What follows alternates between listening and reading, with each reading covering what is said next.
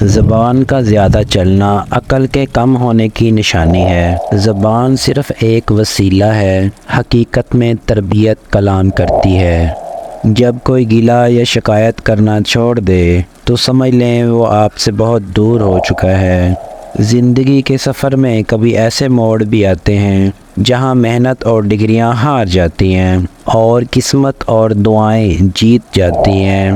مانگنے والے کو دنیا دیتی ہے اور دینے والے کو اللہ دیتا ہے۔ جو باتیں آپ کو ہرٹ کر رہی ہوتی ہیں، سمجھیں وہ بھی سبق دے رہی ہوتی ہیں کہ آپ کبھی کسی کے ساتھ ایسا نہ کرنا۔ آج کے انسانوں سے تعلقات شطرنج سے بھی زیادہ پیچیدہ ہیں، کیونکہ معلوم ہی نہیں پڑتا کہ کب ہمارے اپنے ہی ہمیں مہرہ بنا لیتے ہیں۔ لوگ حسد آپ سے نہیں بلکہ آپ کی زندگی میں موجود سکون، خوشیوں اور بے شمار نعمتوں سے کرتے ہیں۔ سب کو سب کا پتہ ہے مگر اپنا کسی کو نہیں پتہ۔ ٹانگوں کے بغیر آپ کیسے لگیں گے؟ یقیناً برے لگیں گے، اس لیے اپنی ٹانگیں دوسروں کے کاموں میں مت اڑائیں۔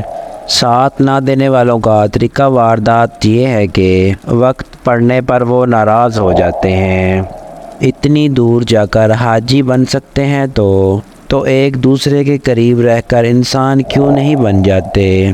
علم اپنی غلطی مانتا ہے، جہالت نہیں مانتی۔ نمک حرام اور بد نسل انسان کا پہلا شکار اس کا محسن ہوتا ہے۔